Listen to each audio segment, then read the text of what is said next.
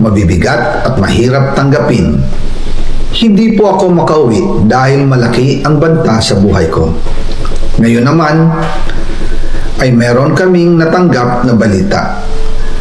Papalabasin ng administrasyon na ako ay isang terorista sa loob at labas ng Pilipinas.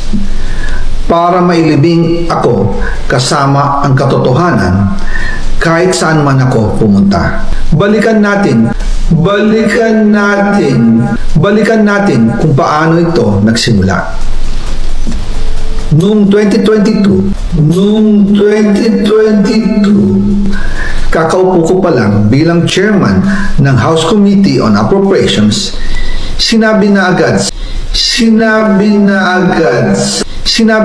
sa akin ni Speaker Romualdez na kailangan ko makapag-deliver ng 2 billion pesos kada buwan. Former Congressman Zaldico, ibinulgar ang totoo na 2022 pa lamang pag-upo mismo ni Pangulong Ferdinand Marcos Jr. Nakaplano na ang pagnanakaw ni Martin Romualdez.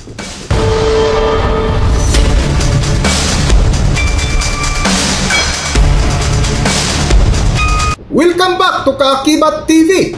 Sa patuloy nga ng investigasyon sa manumalyang flood control project sa buong bansa, ay dumadami din ang natuklasang proyekto na overpricing, hindi natatapos na kontrata at hindi nakikitang proyekto na tinaguriang ghost projects, na kung saan dumadami din ang mga taong sangkot na karamihan sa mga tinatawag na mga proponents ay mga politiko. Isa nga dito sa nadawit si former Bicol Party List Representative Zaldico na humawak bilang chairperson of House Committee on Appropriation na tinawag pang mastermind sa kontrobersya ng flood control projects. Ito'y kasunod sa inilabas ng investigasyon ng ICI na binuo ni Pangulong Ferdinand Marcos Jr. na mas lalo pang nadiin ang husto ng biglang umalis ng bansa. Matapos nga ang ilang buwang pananahimik ni dating Bicol Party List Zaldico, ay sunod-sunod naman ang kanyang pasabog na ikinagulantang ng lahat ng idinawit na ang itinurong pinakaugat at mastermind sa matinding nakawan sa kaban ng bayan ay sina dating Speaker Martin Romualdez at Pangulong Ferdinand Marcos Jr. Magandang araw po sa inyong lahat. Bago ko ipagpatuloy ang aking paliwanag, nais ko munang magpasalamat sa inyo. Maraming salamat sa inyong bukas na isipan, sa inyong pasensya, at sa pagtanggap ninyo sa mga impormasyong aking ibinabahagi. Alam kong hindi madali ang mga paksang ito. Mabibigat at mahirap tanggapin. Hindi po ako makauwi dahil malaki ang banta sa buhay ko. Ngayon naman ay meron kaming natanggap na balita. Papalabasin ng administrasyon na ako ay isang terorista sa loob at labas ng Pilipinas. Para mailibing ako kasama ang katotohanan kahit saan man ako pumunta. Pero mahalagang malaman ng taong bayan ang katotohanan. Muli, taos-puso akong nagpapasalamat sa inyong pakikinig. Una po sa lahat, sinasabi ng ICI at ni Henry Alcantara na 21 billion pesos daw ang napunta sa akin. Hindi po totoo yun.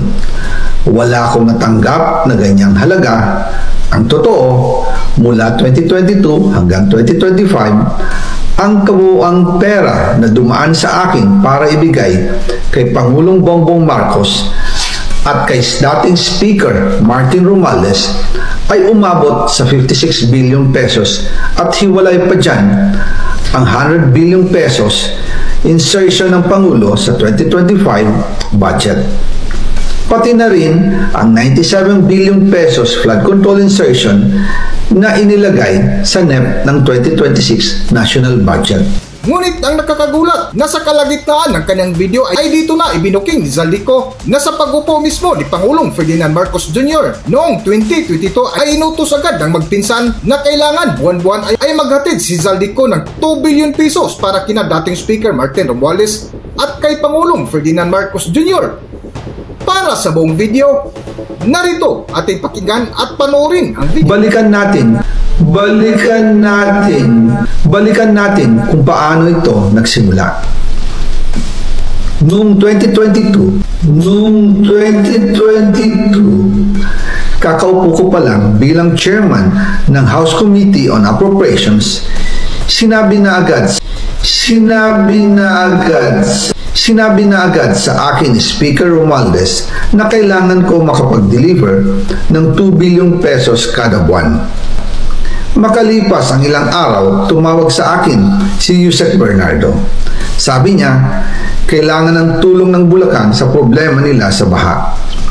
Pinapunta niya sa opisina ko sa Kongreso si DPWH District Engineer Henry Alcantara.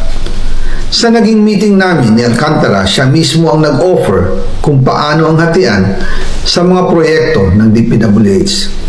22% para kay Speaker Romualdez, 2% para kay Yusek Bernardo at 1% para sa kanya. Doon po nagsimula ang tinatawag nilang deliveries. Ang sistema po ay ganito. Ang mga tao ni Henry Alcantara ay nakikipag-ugnayan sa mga tao ko na sina Paul Estrada at Mark Tiksay. Sila ang tumatanggap na pera mula sa mga tao ni Alcantara. Minsan sa bahay ko sa Valle Verde, minsan naman sa BGC parking.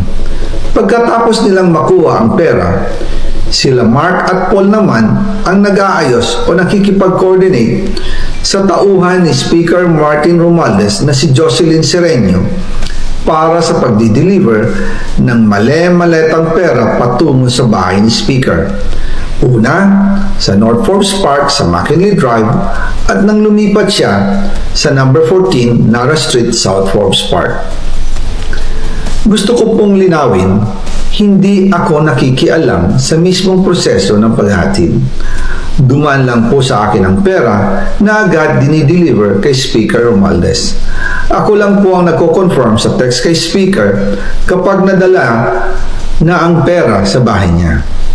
At lahat ng ito, mula sa unang utos noong 2022 hanggang sa huling delivery noong 2025. Umabot sa mahigit 55 billion pesos plus ang naihatid sa bahay ni dating Speaker Martin Romualdez. Madalas hindi nabubuo ang hinihinging 2 billion pesos bawat buwan ni Speaker, kaya iyan ang final total. Ang sinabi mismo ni Speaker Martin sa akin na hati sila ni Pangulong Marcos sa perang yon. Ang listahan ng mga deliveries na ito, kung kailan, magkano, at saan dinala, ilalabas ko po kasabay ng video na ito. Noong November 2024, habang nasa proseso kami ng pagtatalakay ng budget, nakipag-meeting sa amin ni Speaker Martin si Yusek Jojo Cadiz. Sabi niya, masama raw ang loob ni Pangulong Marcos, wala raw siyang natatanggap na remittance. At dahil laging napapagalitan si Speaker Martin ng Pangulo mula Setyembre hanggang November, inutusan niya ako na mag-deliver ng 1 billion pesos para kay BBM. Ayon pa kay Yusek Jojo, nang ipaalam niya ito sa Pangulo, ang utos sa kanya ng Pangulo ay mag-ingat at siguraduhin si Yusek Jojo lang ang maghahatid. Ang instruction po sa akin ni dating Speaker Martin Romualdez ay dalhin sa number 30 Tamarin Street, South Forbes Park at ibigay kay Yusek Jojo Cadiz dahil ito raw ang drop-off point na malapit sa bahay ng Pangulo. Sinabi rin po sa akin Speaker Martin Romualdez na si PBBM ang nag-utos sa kanya na bilhin ang bahay sa number 30 Tamarin Street para gamitin bilang bagsakan at imbakan ng pera mula sa mga SOP, koleksyon at deliveries na para sa Pangulo. Noong December 2, 2024, personal kong i-deliver ang 200 million kay Yusek Jojo Cadiz sa number 30 Tamarin Street, South Forbes Park. Ayon sa kanya, dadalhin daw niya ito sa bahay ng Pangulo sa number 41 Nara Street, South Forbes Park. Kasunod nito, noong December 5, 2024, muli akong nag-deliver ng 800 million sa parehong address at Yusek Jojo Cadiz pa rin ang tumanggap. Sabi niya, iyon naman ay dadalhin sa bagong bahay ng Pangulo sa South Forbes Park. Sa kabuuan, 1 billion pesos ang personal kong naihatid. Ako mismo ang nagbigay ng pera, kasama ang aking driver at mga tauhan. At lahat ito ay base sa direktang utos ni Speaker Martin Romualdez. At dyan po nabuo ang kabuoang halagang 56 billion na ipinadala mula 2022 hanggang 2025. Pero kahit na na-deliver na ang 1 billion pesos para kay Pangulong Marcos at kahit na naisama na rin sa 2025 budget ang 100 billion pesos insertion sa pamamagitan ng BICAM Committee, ayon mismo sa utos ng Pangulo, nagagalit pa rin daw si BBM. Hanggang dito na lang muna ang ating video at kung nagustuhan nyo, huwag kalimutan mag-subscribe at pindutin nyo na rin ang notification bell para ma-notify kayo sa ating susunod na video. Maraming salamat! Utos ng Pangulo, nagagalit pa rin daw